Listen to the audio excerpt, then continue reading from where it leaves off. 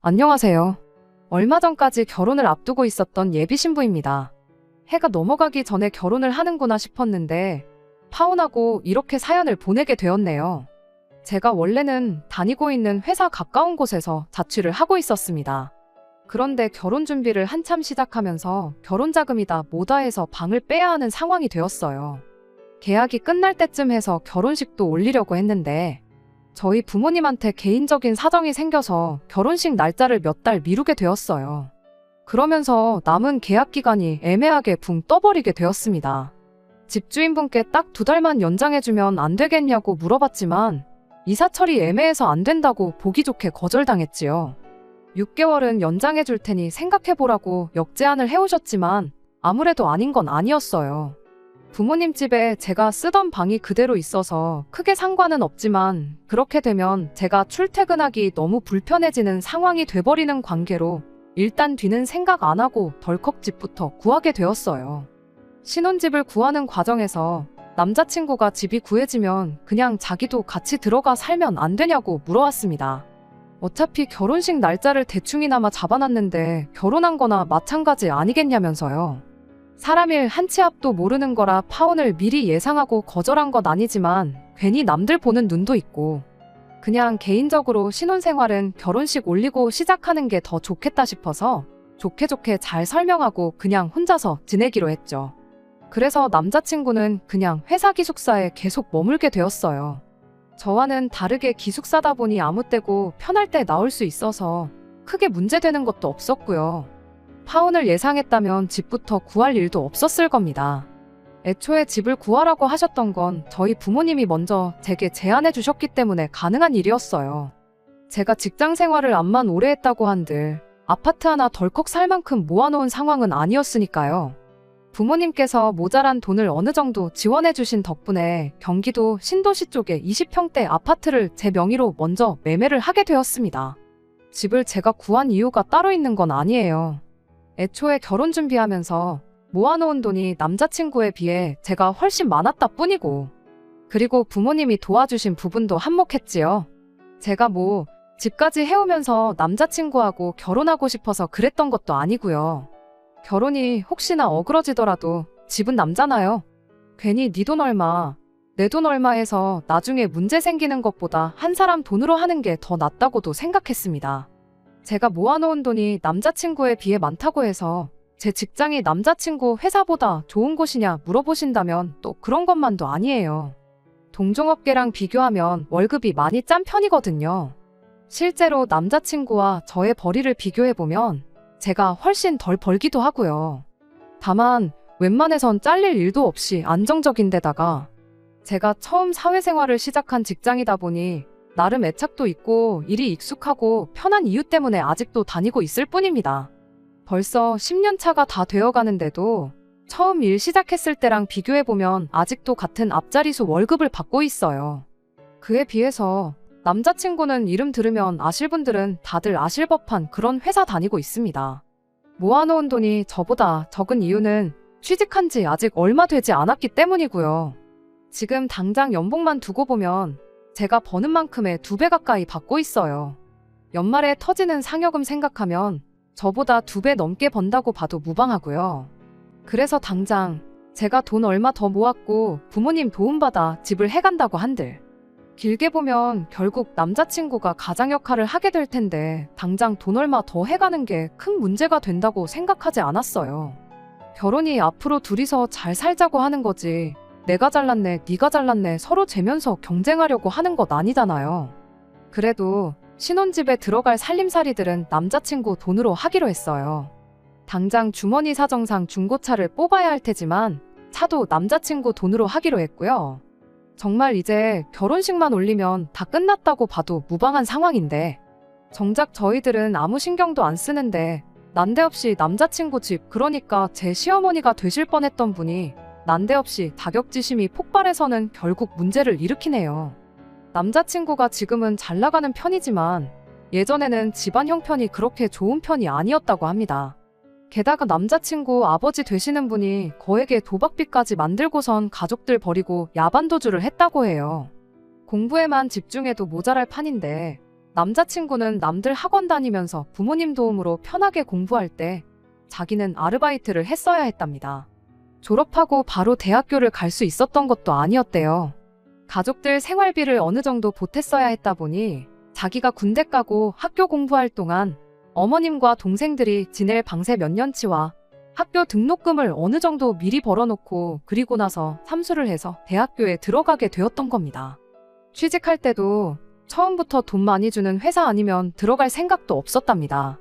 안 그래도 남들보다 졸업이 늦었는데 취직 준비로 또 2년 가까이 시간을 쏟아야 했다 보니 안 그래도 늦은 취직이 더 늦게 된 것이고 그래서 모아놓은 돈도 부족했던 거예요. 저는 다른 것보다 모든 목표를 이뤄낸 행동력과 끝까지 가족들을 책임지는 책임감을 높이 사고 이 사람과 결혼을 결정했던 거예요. 아무튼 말 그대로 남자친구는 그동안 자라오면서 집에 퍼주면 퍼줬지 땡전 한 푼 받은 거 없이 자라왔어요. 하지만 저랑 결혼하게 되면서 자기도 이제 자기의 가정이 생기는 것이니만큼 더 이상 가족들을 신경 쓰고 싶지 않다고 앞으로 자기 행복만 찾으며 살고 싶다고 말해왔습니다.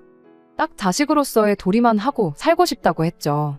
저는 저희 부모님하고 사이도 좋고 집 할 때 큰돈 턱턱 내어주실 정도로 도움도 평소에 많이 주셨거든요. 제가 그 돈을 모을 수 있었던 것 또한 제가 회사 근처에 혼자 살면서도 부모님께서 돈 모으라고 월세도 여태껏 도움을 주셨었기 때문이에요. 그러니 남자친구가 부모님하고 사이가 안 좋은 걸 보면 안타까웠습니다. 그렇지만 제가 어떻게 할 수 있는 게 아니잖아요. 부부싸움은 칼로 물베기라는데 가족 싸움은 오죽하겠나요? 그래서 제가 나서서 남자친구와 예비시댁을 다시 화목하게 만들어줄 생각은 추호도 한 적 없습니다. 그냥 남자친구가 하자는 대로 따르기로 했어요. 결혼 후에도 말입니다. 그래도 가족이다 보니 결혼 이야기가 오고 가기 시작한 뒤에는 양가 부모님께 서로를 인사드리는 자리도 있었고 양가 상견례도 마친 상황이었습니다. 그나마 다행인 건 남자친구 본가가 가까운 곳이 아니라 부산이라는 사실이었습니다. 차라리 거리가 그렇게 멀어버리면 정말 명절 같은 날 아니면 같이 부대끼며 지낼 일도 없잖아요? 그러니 차라리 몇 번 볼 일 없게 서로 거리가 먼 게 천만다행이라고 생각했지요. 이따금씩 예비 시어머니는 저한테 카톡을 한두 개씩 보내기 시작했어요. 결혼 준비 잘 돼가냐, 잘 지내냐 하는 간단한 안부 연락들 같은걸요. 저 또한 묻는 말에는 전부 다 답장을 드렸고 저도 가끔씩 생각날 때마다 잘 지내시냐 먼저 안부 인사 정도만 묻고 그러고 있었습니다. 그러던 어느 날이었어요. 월요일이 빨간 날로 연휴라서 3일을 내리 쉬게 된 날이었습니다. 남자친구는 어쩌다 보니 연휴인데도 회사에 급한 일이 생겨 주말 출근을 해야 했고 덕분에 3일 연휴에 어디 가지도 못하고 집에 남아있어야 했어요. 그래서 그냥 게으름 피우면서 씻지도 않고 침대에서 민기적거리고 있었습니다. 오전 11시쯤이 되어서 남자친구한테 전화가 왔어요. 원래 회사에서는 일한다고 전화도 잘 안 하는 스타일인데 웬일인가 싶었습니다.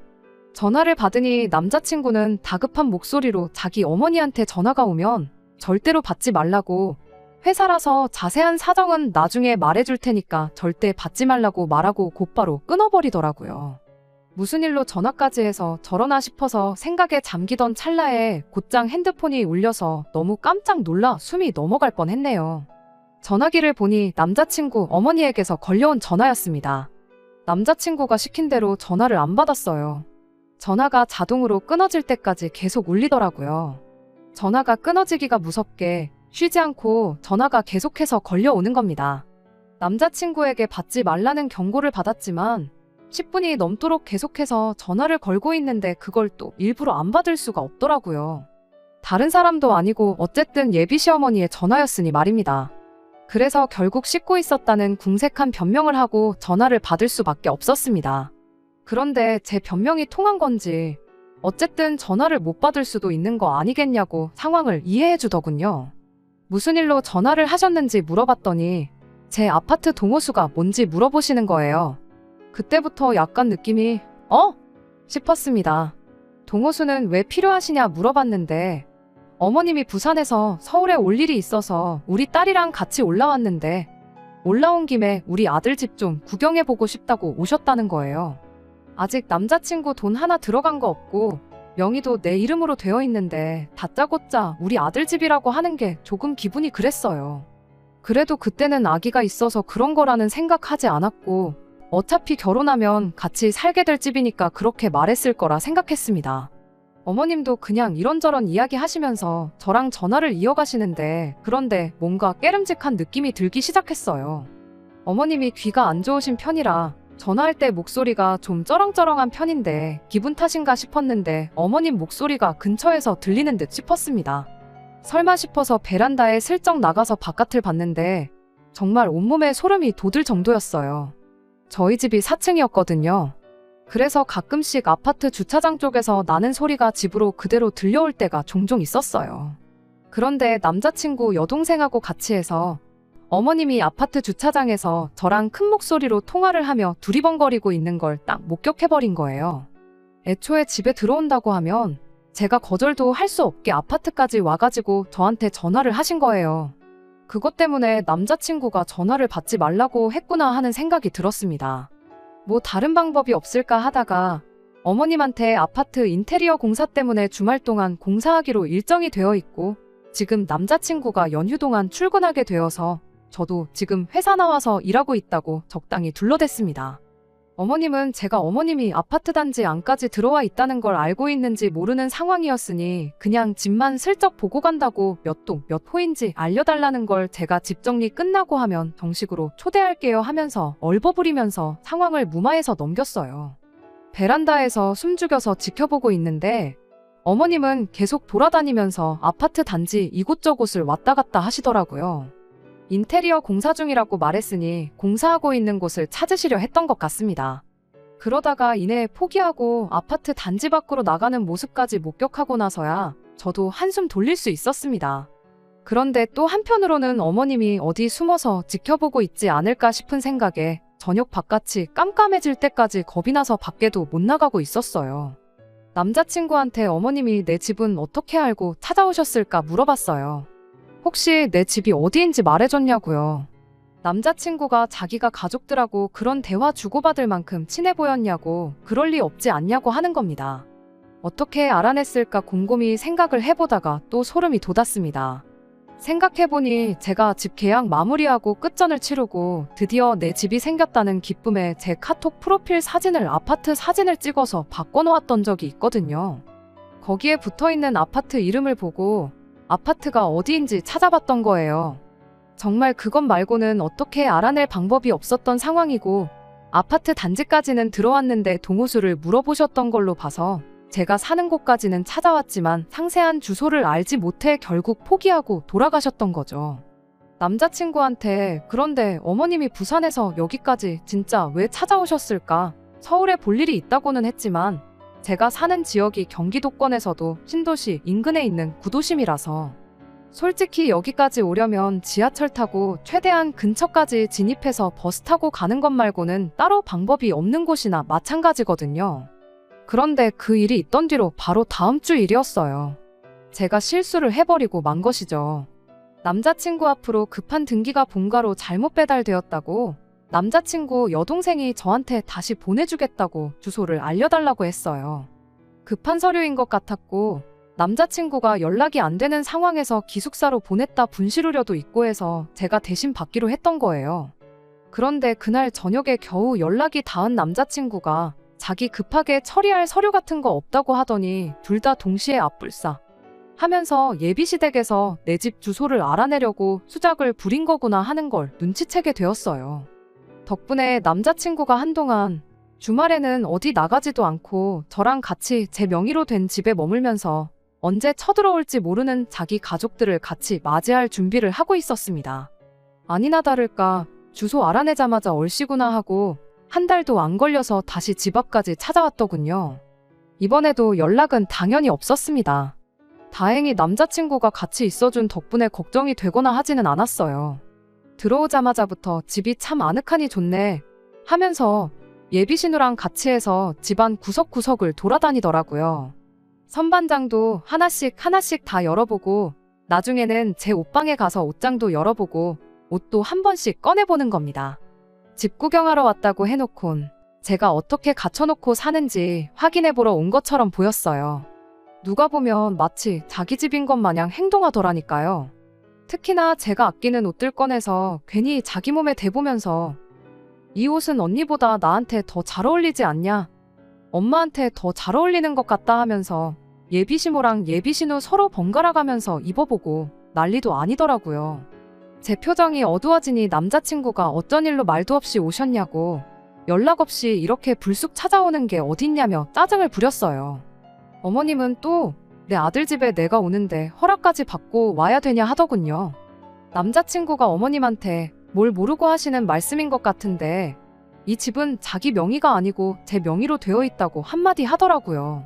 그러니 따지고 보면 어머니가 남의 집에 허락도 없이 들어오신 거니 큰 실례가 맞다 하면서 나중에 결혼하고 나서 혼수랑 다 갖춰놓고 그러면 집들이로 초대할 테니 그때 오시라고 이만 들어가시라고 말을 마쳤죠. 그런데 어머님은 다른 말은 다 무시하고 이 집이 저 혼자만의 명의로 되어 있다는 말에만 반응을 하셨어요.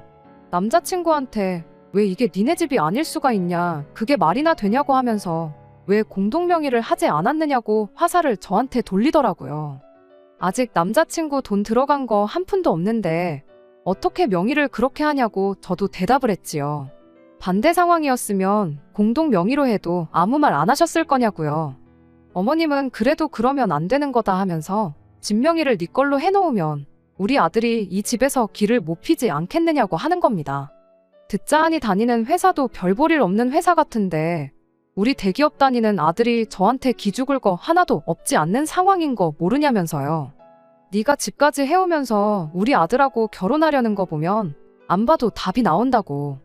그러더니 남자친구한테 너는 애가 그렇게 순진해서 남들한테 이용만 당하는 거라 한마디 하시더군요. 누가 할 소리인가 싶었죠. 집에 돈이 모자라다고 학교도 졸업 안 한 아들 아르바이트 내보내면서 인생 계획을 몇 년이나 늦추게 만든 장본인이나 다름없는 사람이 사람 착한 본성을 가지고 이용해 먹네 만에 그딴 말을 하고 있었으니까요. 남자친구 어머니는 그런 건 생각도 못하고 저만 아주 이상한 사람을 만들려고 애를 쓰더군요. 제가 집 명의를 굳이 제 이름으로 해놓은 이유가 집이라도 쥐고 있어야지 돈 많이 벌어오는 남편을 자기 소나귀에 놓고 쥐락펴락 할 수 있기 때문 아니겠냐고 남자친구를 가스라이팅을 하면서 저와의 관계를 이간질을 하고 있더라니까요. 옆에서 예비신우도 거들면서 저 같은 사람이 자기 오빠 같은 사람을 만나려면 집해오는 건 당연한 거 아니냐고 한마디 보태더라고요. 아무리 그래도 저는 결혼식 올리고 어느 정도 시간이 지나서 돈을 좀 모으거나 다음 이사갈 집을 정하기 전까지는 공동 명의를 할 생각이 없다고 두 사람 앞에 딱 잘라서 말을 했어요. 남자친구한테도 서운하게 생각하지 말라고 그게 맞는 거 아니냐니 옆에서 저를 거들어주면서 그렇다고 동의는 해주는데 대답하는 말본새가 제 눈치를 보고 있는 건가 싶은 목소리더라고요. 어머님은 끝까지 그래도 아닌 건 아닌 거라며 누가 봐도 우리 아들이 손해보는 결혼인데 눈칫밥까지 먹으면서 결혼 생활하는 꼴을 볼 수 없다고 했습니다. 막말로 서울에 집 해온 것도 아니고 시골 동네에 다 무너져가는 아파트 한 채 해온 게 뭐가 대수냐고 이까짓 걸 가지고 저한테 갑질을 하냐고 하는 겁니다. 이 상황이 누가 갑질을 하는 건지는 지나가는 개도 알 텐데 말이에요. 그렇게 말해도 어쩔 수 없다. 그리고 남자친구 눈칫밥 먹일 생각도 없고 이렇게 하기로 한 건 이미 오래전부터 결정한 일이라고 설명을 했지요. 어머님은 끝까지 제 말을 어떻게 믿냐고 하면서 당신한테 좋은 수가 있다고 하더니 제가 공동명의를 해줄 때까지 이 집에서 같이 지내겠다고 하는 겁니다. 방이 3개나 있으니 한 방은 저희가, 한 방은 어머님이, 한 방은 예비신우가 쓰면 딱 되겠다 하는 거예요. 예비신우도 이제 취직 준비할 때가 되었으니 한 2년간 여기서 지내면서 서울에 둥지를 틀 수 있게 도와주고 당신도 여기서 지낼 테니 제가 제정신이면 시어머니가 버티고 있는데 하늘 같은 남편을 눈치나 줄 수 있겠냐면서요. 남자친구가 얼굴이 시뻘개져가지고 대체 왜 이러는 거냐고 하면서 어머님하고 동생한테 이만 돌아가라고 바득바득 소리까지 질러대준 덕분에 상황은 대충 정리되었습니다. 어머님은 돌아가면서까지 저한테 생각 잘 해보고 연락을 달라고 그러고 돌아가셨고요. 무슨 폭풍이 휘몰아친 다음날같이 집이 조용해졌어요. 남자친구는 저한테 곧장 미안하다고 사과를 해왔습니다. 면목이 없다고 하면서요. 어머님은 도대체 왜 그러시는 거냐? 저도 화가 많이 나서 남자친구한테 물어봤는데 아무래도 생활비 때문에 그러는 것 같다는 겁니다. 결혼하면 가족들 더 이상 신경 안 쓰고 살고 싶다고 했던 게 저는 그냥 그때까지 집에 돈을 보내줘도 그냥 용돈하라고 돈 얼마 보내주는 게 전부라고 생각했었어요. 그런데 생활비라고 하니 용돈이랑은 또 어감이 다르게 다가오더라고요. 생활비를 대체 얼마씩 보냈길래 저러시는 거냐고 물었더니 그게 달에 300만 원이 넘는 돈을 보내고 있었던 겁니다. 그냥 기본적인 생활비부터 동생이랑 어머님 핸드폰비까지 전부 내주고 있었던 거예요. 아무튼 집에는 이제 결혼하고 나면 생활비는 더 이상 보내드릴 수 없다고 그렇게 미리 말을 하기는 했는데 아마 그걸 가지고 기분이 나빠서 저러시는 것 같다고요. 아무리 취직이 늦었어도 기숙사 생활을 하고 있는데 모은 돈이 왜 이렇게나 부족한가 싶었는데 거기에는 따로 이유가 있었던 거더라고요. 연 끊고 살고 싶다. 자식된 도리만 하고 싶다 말로만 그러면서 뒤로는 온갖 효자 노릇은 다 하고 있었던 겁니다. 그 와중에 남자친구는 우리 어머니 저러는 고집을 꺾으려면 아무래도 우리가 결혼하더라도 생활비는 계속 보내드려야겠다는 소리를 하는 거예요. 여태까지 제 편 들어주고 가족들하고는 소원한 척 하더니 이제서야 진짜 본심이 나오더라고요. 아마 제가 실수로 주소를 알려주는 일이 없었더라도 어떤 방법으로든 어머님하고 예비 신우는 저희 집에 쳐들어왔었을 거예요. 남자친구 가족들이 별 볼 일 없는 너는 평생 대기업 다니는 남편한테 의지해서 살게 될 거라고 했던 그 말부터 공동명의를 안 해주면 들어와서 살겠다고 통보하는 것까지 모두 계획된 일이라는 생각이 들었습니다. 애초에 남자친구는 잃을 게 아무것도 없는 상황이잖아요. 공동명의를 해주는 것과 자기 가족들 생활비 챙겨주는 건 당장은 아무런 연관도 없는 일이고 어떤 결정을 내리던 간에 둘 다 남자친구만 이득을 보는 속이 뻔히 보이는 상황이잖아요. 혹시나 제가 지나치게 생각을 하는 건가 싶어서 남자친구 속을 떠보려고 가족이냐 나냐 둘 중에 하나를 선택하라고 물어봤습니다.